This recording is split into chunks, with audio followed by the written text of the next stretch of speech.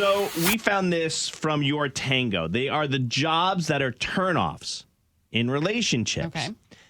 And there's a couple of them. Anything church related, which is interesting to me because we just had a War of the Roses where two people were working at a church group together, and Cooper, the boyfriend, found out indeed that the two people, including his girlfriend, were having a fling on the side. Mm-hmm. A politician is immediate turn off. Too. Now, that's interesting to me because I feel like politicians, regardless of what side you're on, are here to help the people, help a majority of your people.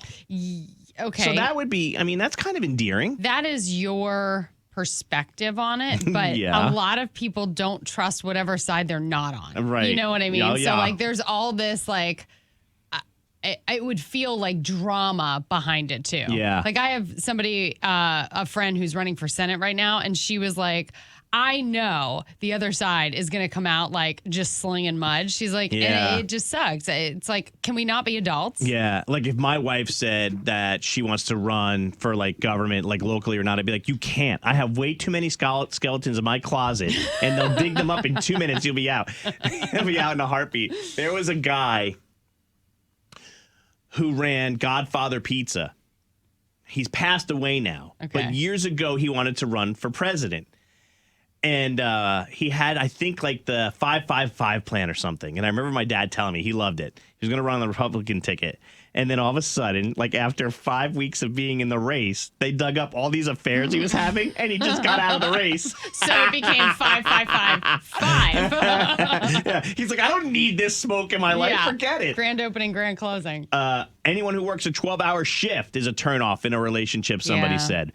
And by the way, text us a couple, like what jobs are turnoffs for you when it comes to relationships? 704-570-9595. Real estate agents on the list because you're always on the phone and you're always trying to make everybody else happy around you. And sometimes your family suffers, which I find interesting. I would think anybody who works on like a pager, and I know we don't really have pagers anymore, but that's what we call like anyone who's on call, right? Like if you're a pager profession. Yes. Like my father was a pilot for TWA commercially, and he was on standby, and all of a sudden the pager would go off. He would have to get to the airport in like 3 hours. Yep. ER doctors, doctors in general, people who have surgeries, Yeah. It's hard. Yes. It's hard to date those people. Working at a morgue. Okay. And know anybody who dates anyone who works at a morgue? No. By the way, we do. Let's see. A couple more in here. Obviously, OnlyFans is on the list. Astrologer, acupuncturist, preacher. Why? Why astrologer, acupuncturist? Is it because like people don't buy into that stuff? I guess, yeah. A friend of mine dated a chef. Someone said she now advises anyone who will listen to never date a chef. You will never see them. Maybe that's like, I don't want to say that pager life, but like they work weird hours late. And then when you do see them, all they do is tell you that you're not cooking well. And then finally, investment bankers, arrogant, always working. Unless they're telling you how to invest. And then by all means, go on a couple dates. Someone texted in and said anything involving an influencer. Okay.